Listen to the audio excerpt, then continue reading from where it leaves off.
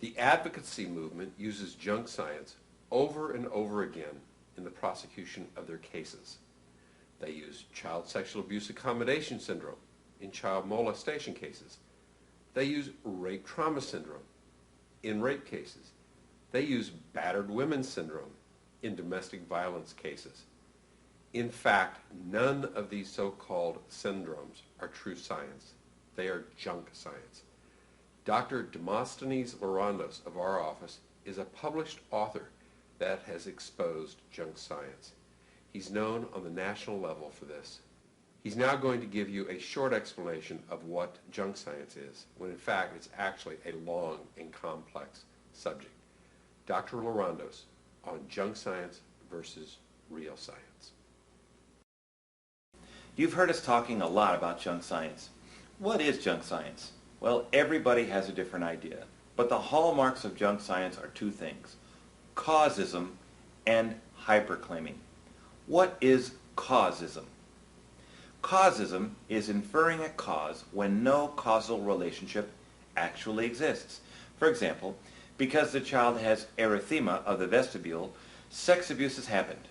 That's implying a cause, sex abuse, for the symptom erythema of the vestibule. Or because Johnny has a spiral fracture, child abuse has happened here. That's implying a cause when no causal relationship necessarily exists. We see in newer research that claims such as these have been thoroughly researched, and the causistic or junk science underpinnings of some of those claims have come to light. What is hyperclaiming? Hyperclaiming is going too far with data. For example, probably one of the best examples of hyperclaiming is the child sexual abuse accommodation syndrome. Roland Summit, a psychiatrist, saw a number of children about whom allegations of sexual abuse had been made, and he noticed similarities. He noticed that the children often seemed helpless.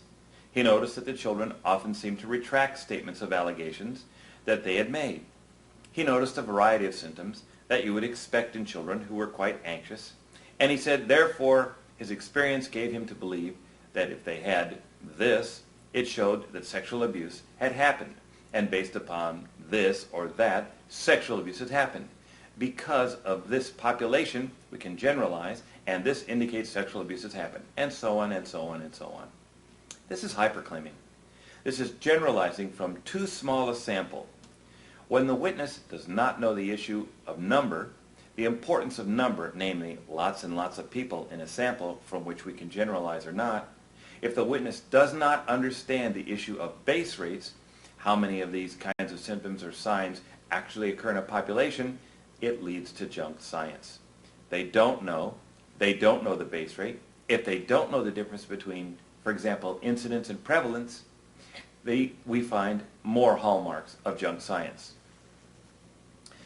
Probably the most significant to your case is the manner in which junk science and junk scientists get an idea about what's happened and then work very hard to get data to support this idea. That's called not examining an alternative hypothesis, not doing hypothesis testing, not making a hypothesis, sex abuse cannot have happened here, and then working to falsify it, or sex abuse has happened here and working to falsify it. They are driving down one road, just like the child sexual abuse accommodation syndrome. Unfortunately, this is the way junk science works. These are the hallmarks of junk science: driving down one road, moving inexorably to one conclusion.